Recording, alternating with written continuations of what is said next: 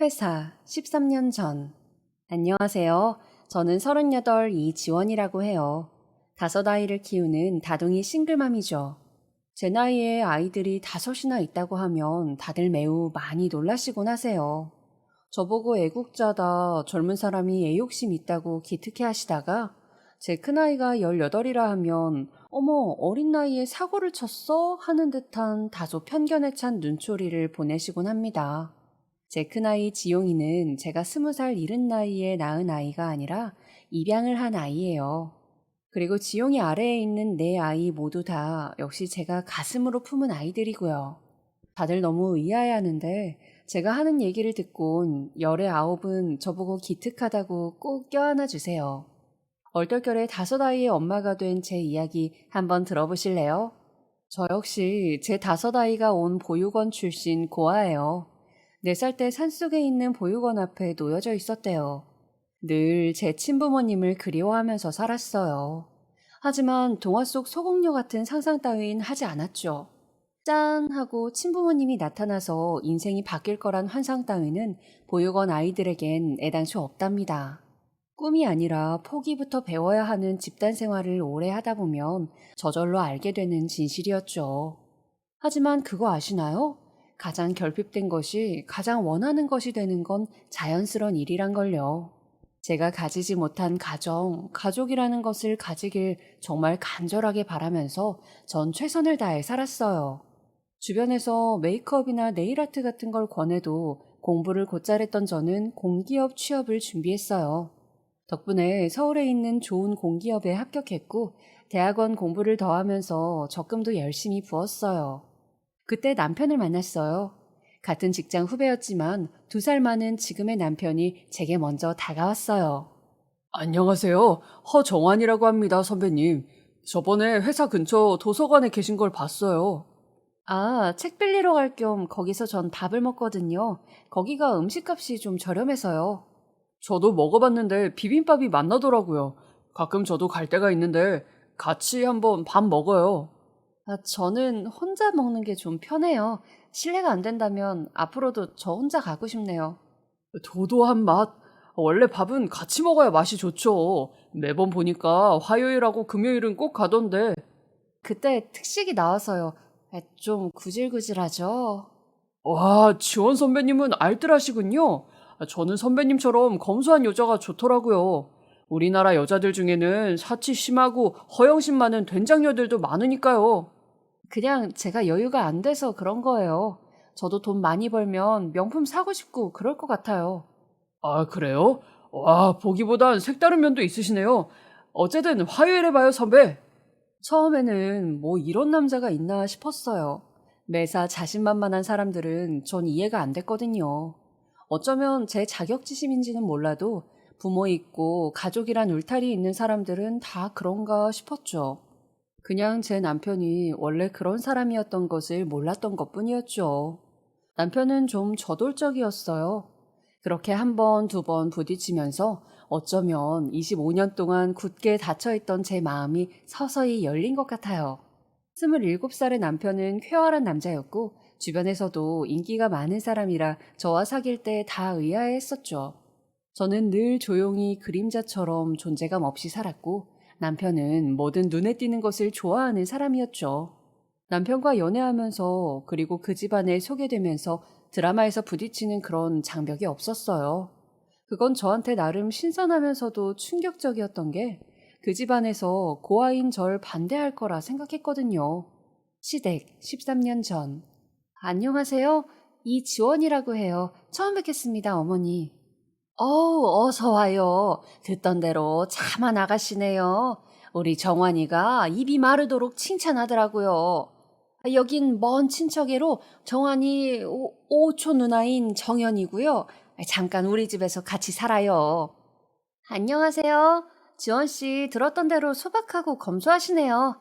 우리 정환이 스타일은 영 아닌데. 아, 네, 안녕하세요. 아이, 정연이 넌 쓸데없는 소리 나불대면 이모한테 혼날 줄 알아? 우리 정환이가 처음 내려온 아가씨인데. 아유, 어서 앉아요. 내가 별 차린 건 없는데 들어요. 처음 남편의 집에 갔을 때 내심 주눅 들어 있었죠. 잘 사는 서울 고급 빌라촌이었어요. 일찍 돌아가신 아버지와 달리 그 옛날 유명 여대 출신이라는 어머니는 매우 세련된 분이었어요. 깔끔한 집밥을 한 번도 제대로 맛본 적 없는 전 소박한 그 밥상만으로도 감격스러웠어요. 드라마에서 돈다발 던지는 것까진 아니더라도 네가 고아라 결혼은 좀 그렇다라고 할 줄 알았죠. 끝까지 우아하면서 다정한 시어머니의 모습에 저 역시 긴장을 풀고 맛있게 밥을 먹었답니다. 지원 씨, 사정 다 들었어요. 우리 정환이가 빨리 불쌍한 지원 씨한테 가족을 만들어주고 싶다 했어요. 아유, 엄마는 내가 언제 불쌍하다고 했어. 그냥 좀 많이 안타깝다고 그랬지. 빨리 같이 살고 싶어. 이 세상 부모 없는 게 가장 서러운 일인데 내가 지원 씨한테 좋은 엄마가 되어주고 싶네요. 어때요? 우리 재지 말고 그냥 빨리 가족이 되는 게. 참, 이모는 누가 보면 정환이 팔아 넘기는 줄. 젊은 애 결혼을 뭐 이렇게 서둘러요. 엄한 것들이 우리 정환이 자꾸 눈독 들이니까 하는 말이다. 남자는 자고로 빨리 자리 잡아야 해. 지원 씨 부모님 없고 형제 없는 거 다 알지만 그래도 같이 살고 마음 맞추면 다 가족인 게지. 우리는 한시라도 지원 씨 식구로 맡고 싶어요. 어때요? 내 며느리가 되는 건? 아유, 엄마, 선우가 바뀌었잖아. 내 아내가 되는 건. 아유, 맞다. 그렇네. 선수 쳐서 아들 미안. 제게 이 세상에서 가장 감미로운 소리가 뭐냐고 물어보면 바로 가족이라고 말할 거예요.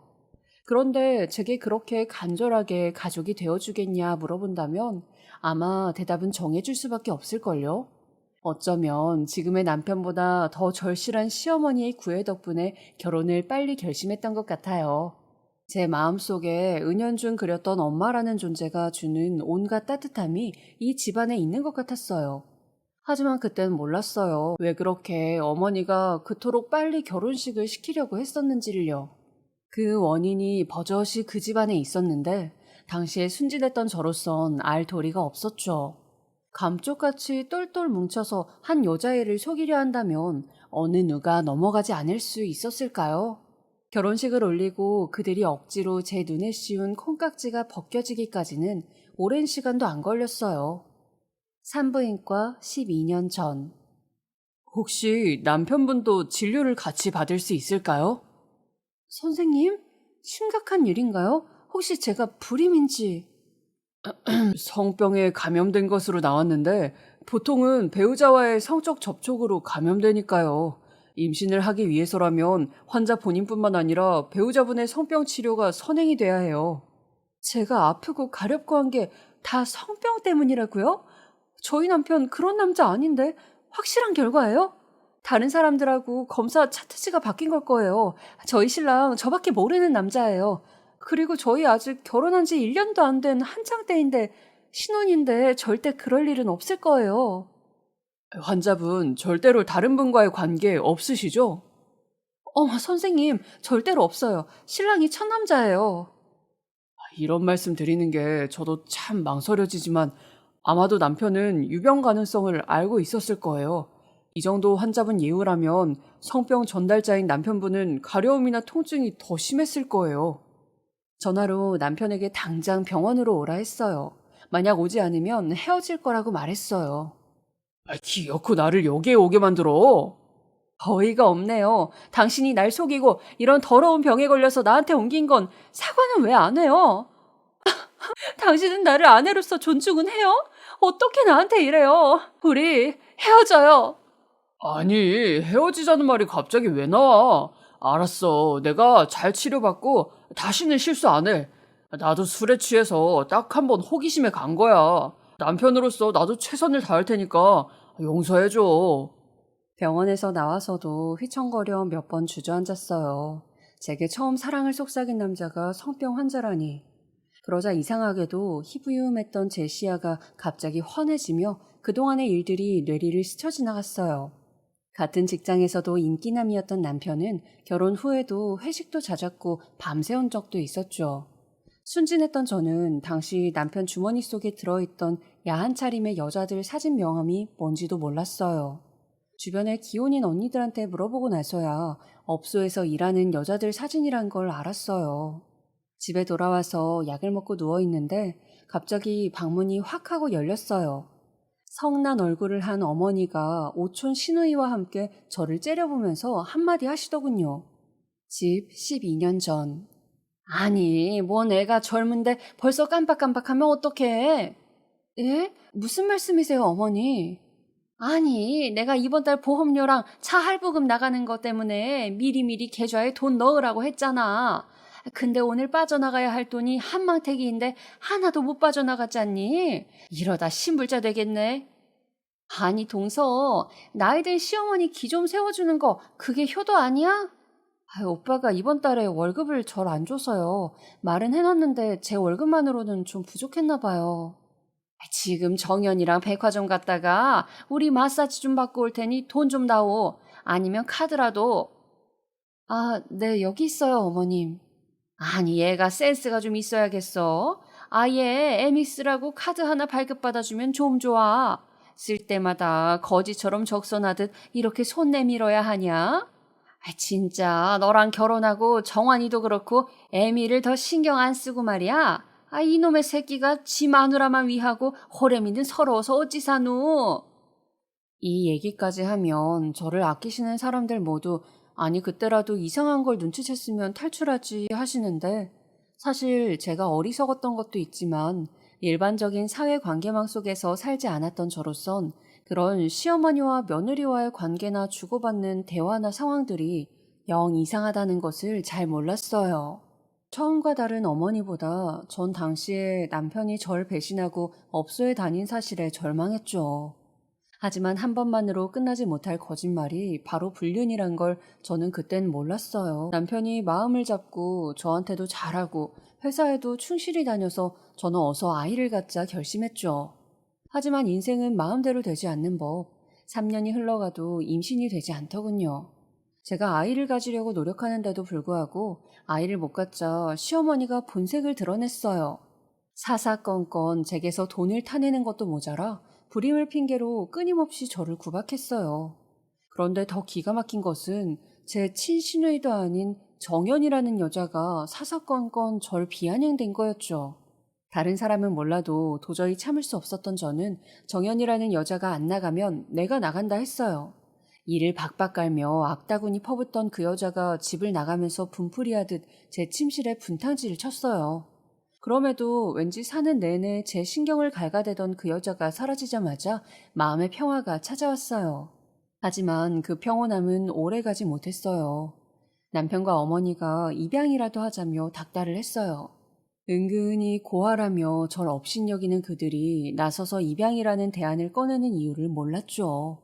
아주 촘촘한 모략과 은밀한 계획이 그 속에 숨어 있었다는 건 먼 훗날 알게 됐어요.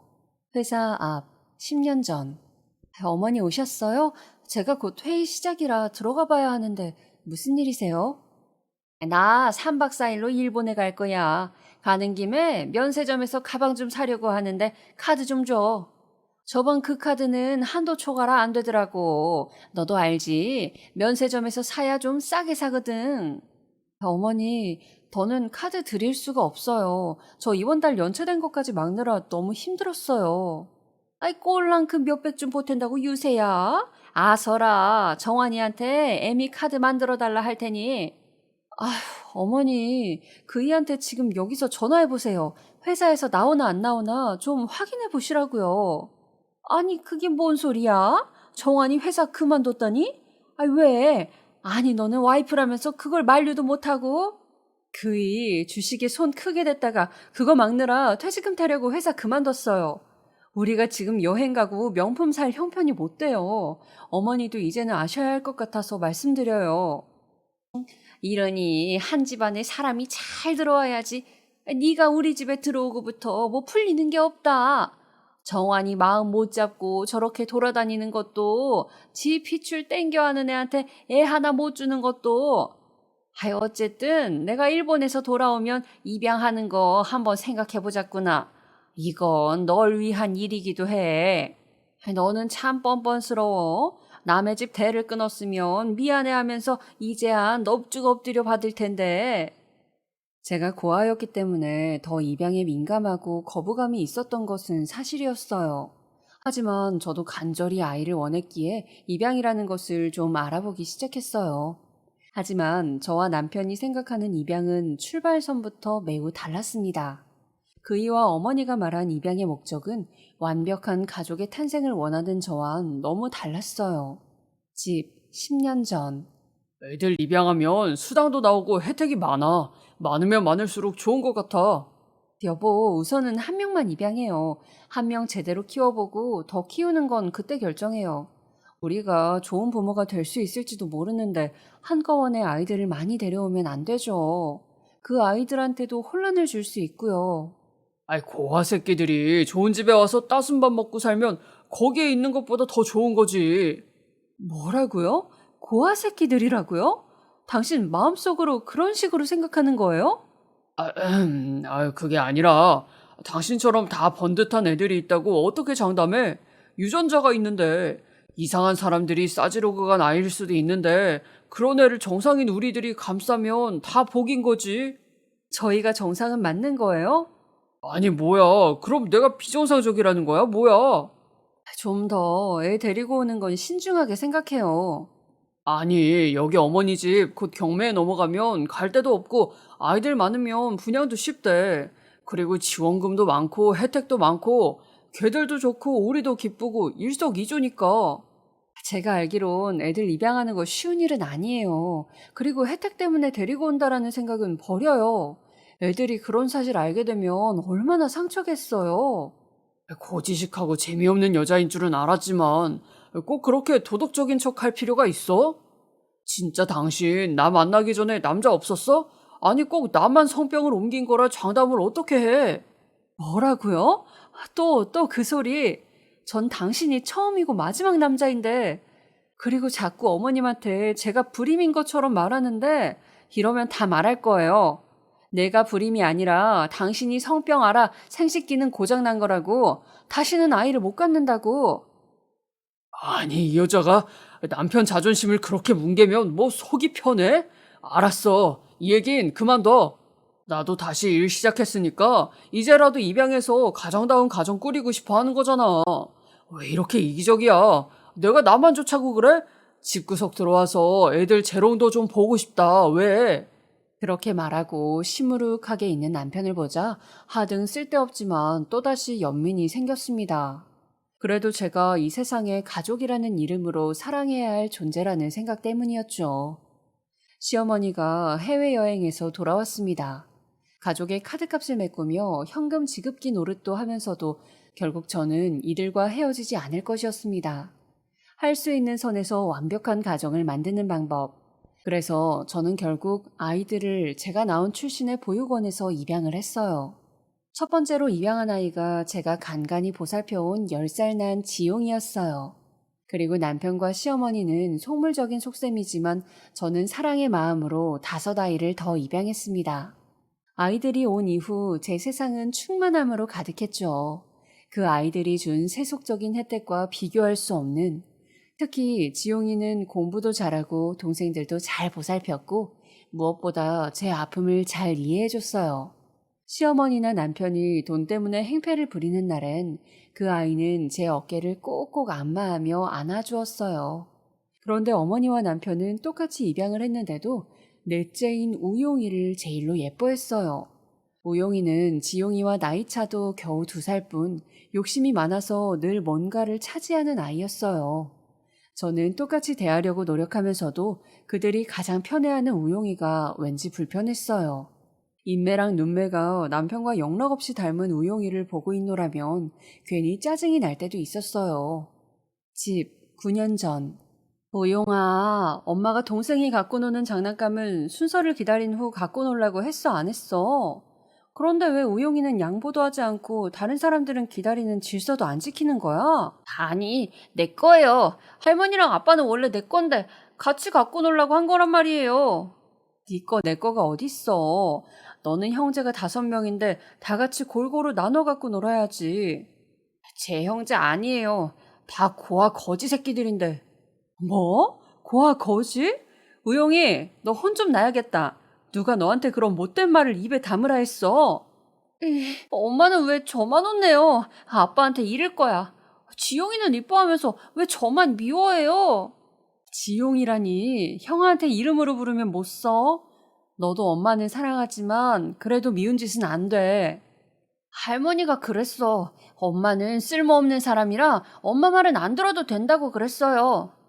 할머니가 그랬어? 쓸모없다고? 응, 그랬어. 할머니랑 아빠 말만 들으면 된다고요. 아니, 뭘 애들 말을 그렇게 진지하게 듣고 난리니? 어머니, 애들은 거짓말하지 않는 법이잖아요. 그러면 절 쓸모없다고 하신 어머님 말 진짜였겠죠? 우용이가 그래? 쓸데없는 짓거리를 한다고 내가 궁시렁거리는 소리를 잘못 들은 거지. 그걸 갖고 또 시애미한테 따지긴 따지니? 너는 참 세상 매사에 신경 쓰고 피곤하게 산다. 애들은 어른의 거울이라고 했어요, 어머니. 앞으로는 애들 앞에서 말씀 좀만 삼가해 주세요. 하여튼 뻣뻣하기는 장작더미같이 저러니 우리 정환이가 밖으로만 돌지. 여하튼 없이 살아. 우리 말이라면 다 순종할 줄 알았더니 네가 이렇게 토를 잘 다는 애인 줄 알았으면 안 봤다. 저도요, 어머니. 어머니랑 그 일을 제대로 알았다면 결혼하지 않았을 거예요.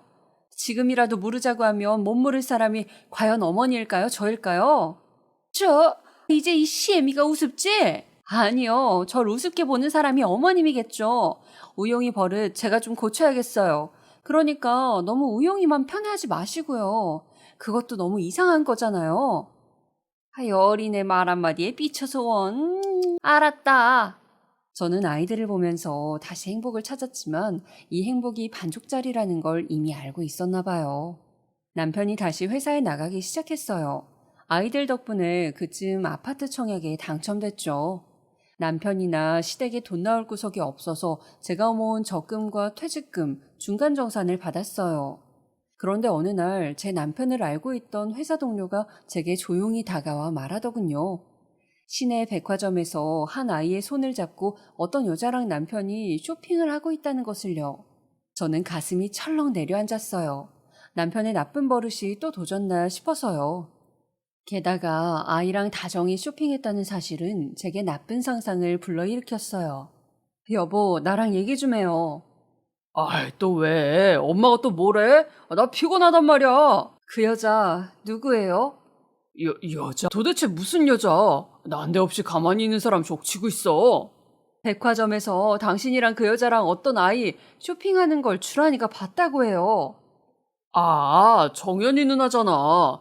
주란 씨, 사람 못 쓰겠네. 오해 살 말을 하고 난리야. 정연 아가씨예요? 그럼 그 애는요? 우용이야. 우용이 옷이 좀 많이 작아졌더라고. 우용이 옷만 사주고 그러면 안 되죠. 게다가 백화점 옷을 지용이 옷 물려줘야 되는데. 아니, 정연 누나가 우용이 옷 보고 눈이 돌아가서 그런 거지. 내가 뭐 사주고 싶어서. 정연 아가씨가 왜 눈이 돌아가요? 자기 애래요? 왜 쓸데없이 남의 애를 간섭이야? 친척 애니까 그럴 수도 있지. 뭘 일이 예민해. 우용이도 좀 불쌍해 보였나 보지. 애 좀 챙겨라. 나도 애들 하나하나 다 정성 들여 키우고 싶어도 여섯인데 이렇게 입양하자고 한 건 당신이에요. 또 그 소리. 대신에 우리가 수당도 많이 받고 아파트도 당첨이 되고 일석이조하냐. 일석이조? 애들을 그런 식으로 말하지 말아요. 전부터 당신한테 꼭 말하고 싶었어요. 아이들이 나랑 우리를 온전하게 만들어주는데 그렇게 생각하는 당신이 가끔은 소름이 끼쳐. 혼자만 그렇게 성인군자인 척하지 마. 나는 네가 가끔 위선적으로 보이니까. 아유, 집에 들어오면 뭐해. 재미있는 구석이 없어. 당신이란 여자 지긋지긋하다. 아유, 우리 아들이 뭐 때문에 또 이렇게 화가 나셨을까? 둥지가 편해야 알도 낳고 새끼도 치지. 진짜 생긴 건 다산형이고 부모 형제 순종할 거라 생각하고 고아 며느리 들였더니 좋은 게 없어. 어머니, 왜 저 때문에 아기가 안 생겼다 단정하세요? 이이가 문제 있다는 생각은 전혀 못 하시나요? 인물 좋아, 허우대 멀쩡해. 너네 남편 나가면 줄줄 여자 따라다녔다. 아니, 내가 떼내만 해도 엄마! 여하튼 니네 남편 기능적으로 문제도 없는데 그럼 네가 문제란 거지. 이런 말씀 정말 안 드리려고 했는데요. 이 불임이에요. 제가 아니라 이 사람이라고요. 그 이유는 차마 제 입으로 말씀 못 드리겠으니 귀하고 잘나신 아드님한테 물어보세요. 이게 뭔 일이야? 어디서 CM이한테 두 눈 똑바로 뜨고 거짓말을 해? 정 못 믿으시겠다면 제가 이거 드릴게요. 이거 산부인과랑 비뇨기과 검사지예요. 자세히 읽어보시고 궁금하신 거 저한테 말하세요. 다 말씀드릴 테니까요.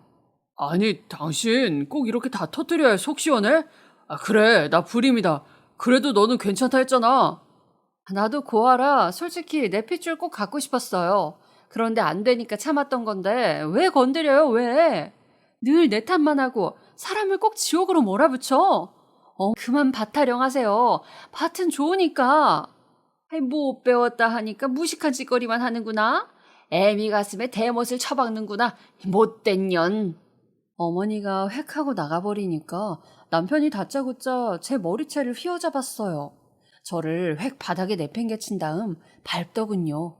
갈비뼈가 부러지는 듯한 아픔이 덮쳤어요. 제가 절규하면서 울어도 못 본 척하고 한껏 꾸미고 외출을 하더군요. 울고 있는 제 곁으로 천천히 다가온 사람, 바로 지용이었어요. 저는 아이한테 못 볼 꼴을 보이는 것이 싫어서 겨우 머리를 추스린 후 미소 지어 주었습니다. 지용이 너머로 고개를 내민 우용이를 제외한 내 아들이 저를 보더니 달려와 절 얼싸 안았어요. 제 아픔을 고스란히 아프게 느끼며 저를 위로하는 아들들을 보면서 힘을 내야 했어요. 몸을 가눌 수 있게 되자 저는 간식을 챙기려고 부엌으로 갔습니다. 그곳에서 시어머니와 함께 정연 아가씨가 같이 헝클어진 제 머리꼴을 보면서 비웃더군요.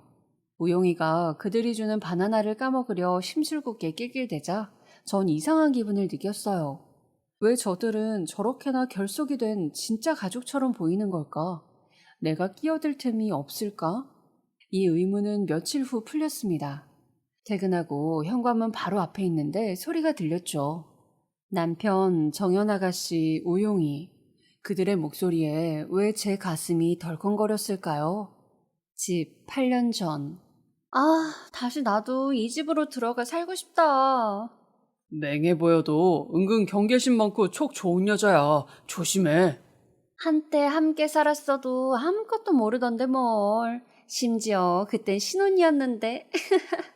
나 지원이 걔 바보인 줄 알았잖아. 밤에 지 남편이 나와서 어딜 갔는지 몰라. 조용히 해. 여기 동네 골목길이야. 누가 들으면 어쩌려고? 우용. 응, 엄마. 넌 내 아들이야. 그 여자한테 어쩔 수 없이 엄마라 불러도. 응, 알아. 나 엄마라고 잘 안 불러. 엄마가 속상해할까봐. 나 잘했지? 자꾸 애한테 그딴 말 하지 마. 애니까 말 실수할 수도 있는데. 내가 홍길동이야 뭐야? 내 아들을 내 아들이라 부르지도 못하고. 둘이 언제 이혼할 거야? 아직은 이혼하긴 좀 그래. 대출금이랑 아파트 명의랑 이래저래 얽힌 게 있어. 해당초 이모가, 아니, 어머니가 너랑 나 사이 안 갈랐으면 이렇게 되지 않았을 거 아니야. 너 때문이지. 누가 마약하고 음주운전하는 며느리감 좋아하냐? 애 가진 후에도 술 마시고. 네가 그때 개차반처럼 굴지만 않았어도 우리 우영이를 남한테 몇 년 맡기지도 않았는데. 그래서 내가 자리 좀 비켜줬잖아. 너네 좀 빨아먹을 때까지 이날껏 기다려줬잖아. 잔말 말고 어서 가. 오늘 엄마랑 지원이랑 한바탕에서 예민해. 아니, 시댁 친척 신우가 왔다고 하면 오히려 눈치 보여 너랑 이모네한테 함부로 못할 텐데. 제발 좀 가라. 가. 내가 나중에 전화할게. 알았다. 나 내일 다시 올 거야. 우용이, 내 아들 잘 자고 엄마 꿈꿔. 내 꼭 와야 해. 알았어. 사랑해. 뽀뽀. 잘 자고. 나 간다. 그래, 가. 엄마가 갔어. 우영이 속상해. 우리 가족은 언제 다시 모여 살아? 곧. 근데 우리 우용이 말 조심해야 하는 거 알지? 아빠, 우리가 아기 때 만난 거 이야기하면 안 되지. 아빠가 나 목마 태워주고 놀이공원 간 것도. 당연하지. 나중에 다시 엄마랑 가면 돼.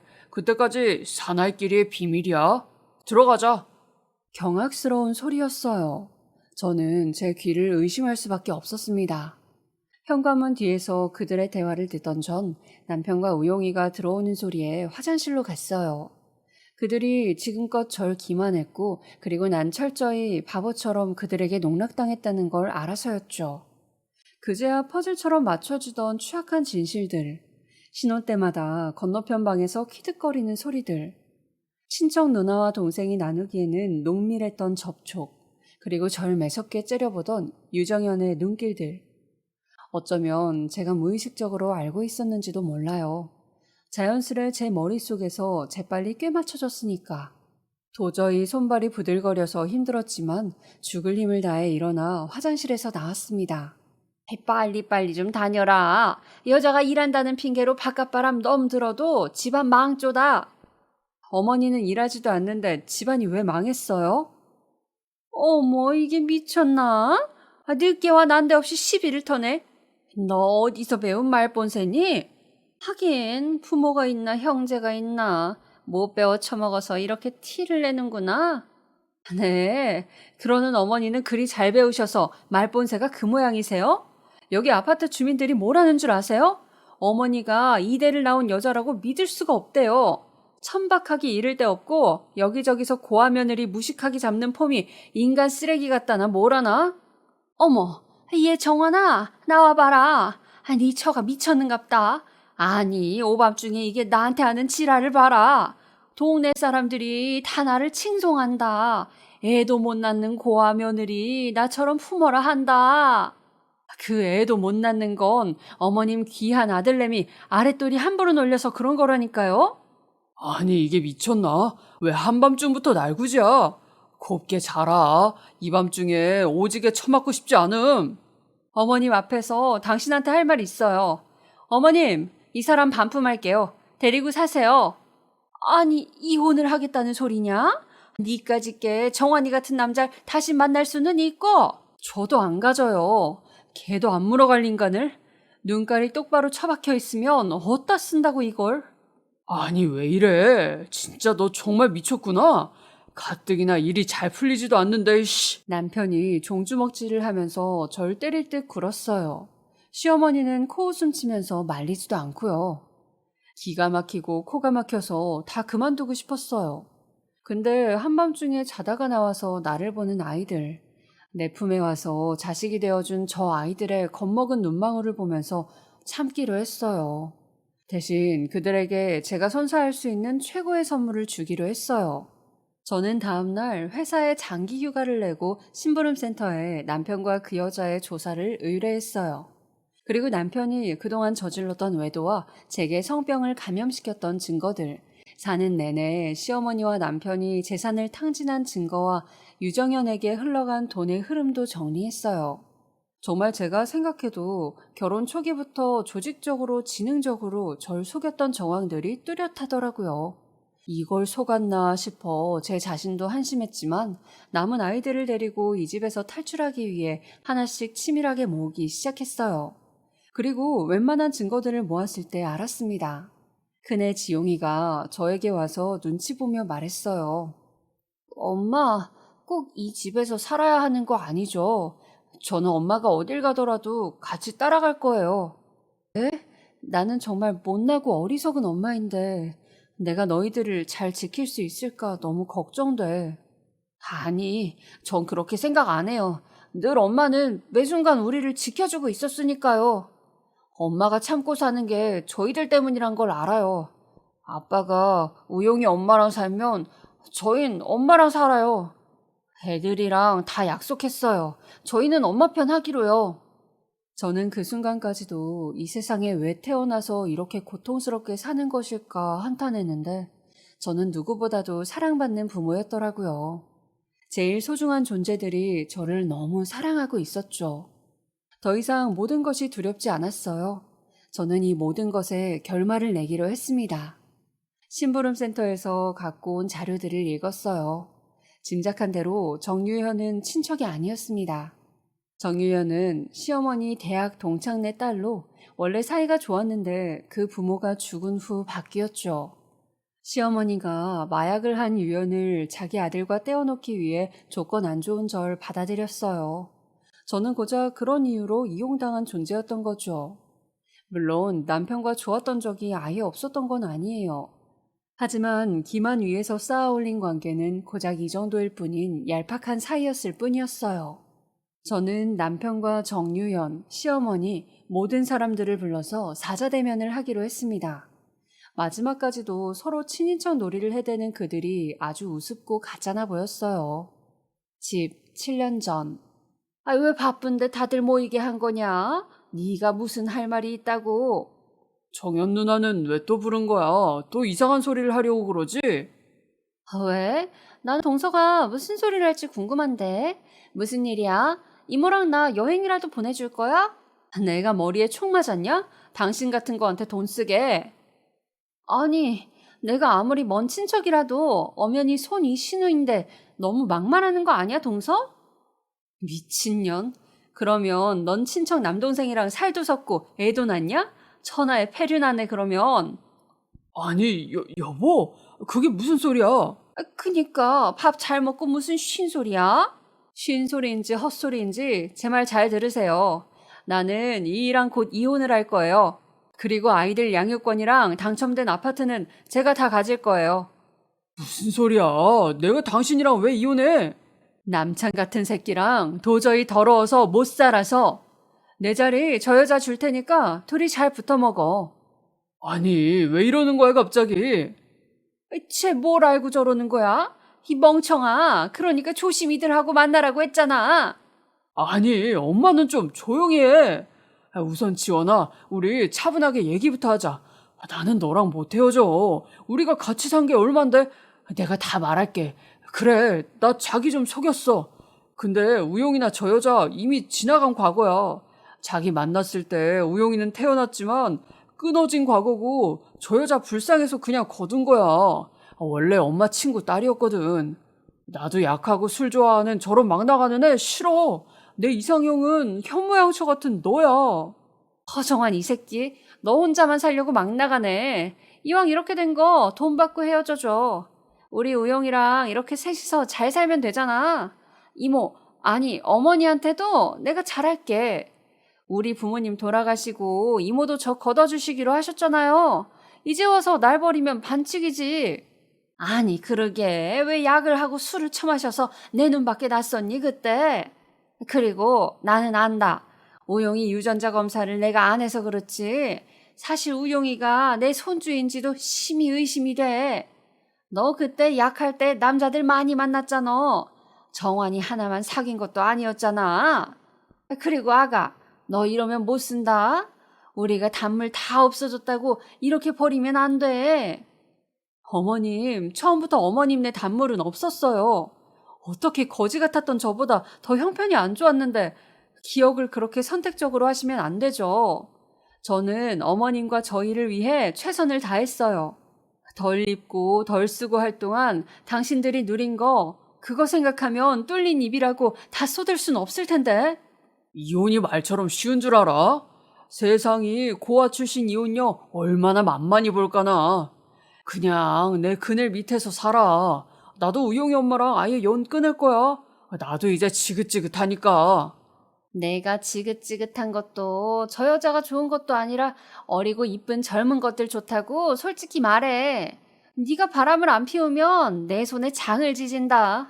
나도 우용이 데리고 너 떠날 거니까 잘 살아봐. 그래 미야. 저 애도 가니까 우리 다 묻고 살자. 만약 헤어져도 너 애들도 재산도 다 못 갖고 가. 나한테도 엄연히 권리가 있어. 당신이 나한테 그것들 다 가져갈 수가 없다니까? 법을 잘 모르나 본데 본래 우리나라 법은 남자들한테 더 유리하거든? 해볼 테면 해봐. 함강오륜이 있고 천륜이라는 게 있고. 천륜은 두 사람한테만 해당되는 것 같은데요. 둘은 진짜 핏줄로 이어진 사이니까. 그런데요, 저는 그런 게 천륜이라면 어머님 이 부러워하지 않을래요. 너무 후져서요.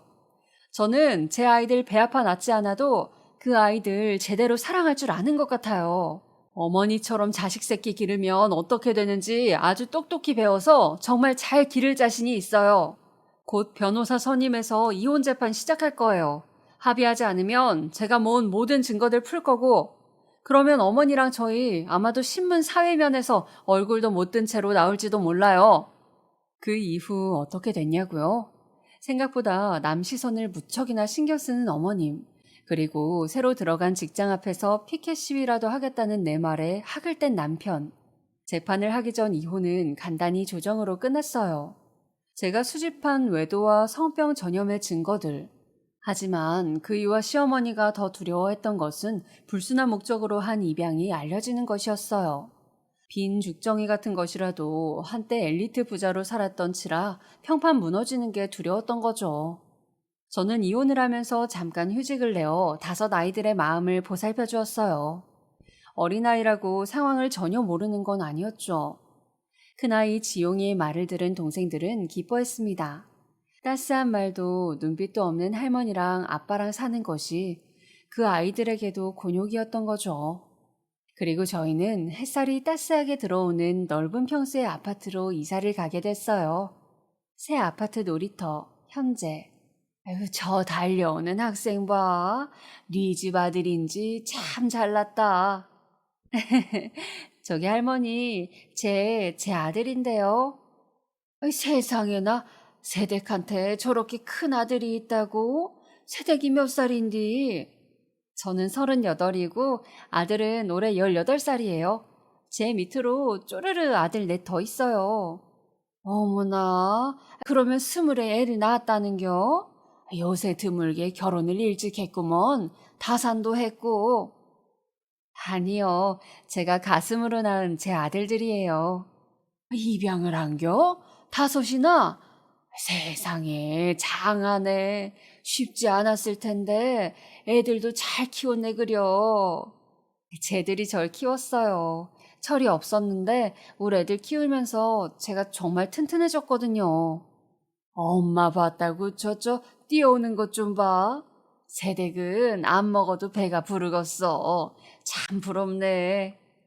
엄마, 이번 모의고사에서도 저 1등 했어요. 어머, 선물이어서 그런지 좋다야. 그래도 너무 무리하진 마. 엄마는 늘 노력하는 지용이의 모습만 봐도 행복하고 좋으니까. 그래도 열심히 해서 의대에 가야 하니까 조금만 더 공부할게요. 힘들면 엄마한테 기대기도 하고 그래. 너무 어린 시절부터 철이 드는 것도 못 써. 제가 맞으니까 제가 잘해야 동생들도 잘 따르니까요. 엄마 아프지 마세요. 제 소원은 엄마가 오래오래 우리랑 사는 것과 좋은 아저씨를 만나서 엄마가 행복해지는 거예요. 불행했는지 몰라도 엄마로서는 더할 나위 없이 행복해. 진짜야. 지용이랑 동생들이랑 다 크면 엄마는 더 넓은 세상으로 여행도 다녀올 거야. 같이 가요, 엄마. 제가 영어도 많이 익혀서 통역도 해드릴게요. 생각만 해도 신난다. 저희 수학 선생님이 엄마랑 상담할 게 있다고 엄마랑 좀 만나고 싶다고 하셨어요. 혹시 너 수학 선생님한테 잘못한 거 아니지? 에? 절대 아니에요. 그러니까 수학 선생님이 엄마한테 마음이 있어서 아니 할 말씀이 있다고 하셔서. 알았어. 엄마가 너 더 공부시키자고 해도 안 된다고 우리 지용이 좀 쉬어야 한다고 말할게. 아휴, 우리 엄마는 다 좋은데 약간 연애 눈치가 좀 없으신 것 같고 남자 보는 눈 제가 키울게요. 윤서가, 이 엄마가 남자 보는 눈은 없어도 연애 눈치가 영 없는 사람은 아니란다. 마음속으로 지용이한테 피식 웃으며 말했어요. 아직 막내가 8살이라 그런 눈 돌릴 틈이 없죠. 그래도 늘 혼자인 엄마를 염려하는 큰아들 때문에 언젠가는 좋은 남자를 찾아보려고 해요. 그런데 한때는 외롭게 이 세상에 태어난 나를 더 온전하게 만들기 위해서는 필요하다고 생각했던 가족이 꼭 남자일 필요가 있을까 하는 생각도 들었습니다. 나 자신이 좀 더 충만하고 결핍이 없는 사람이 되면 좋은 사람을 알아볼 눈도 더 생기지 않을까.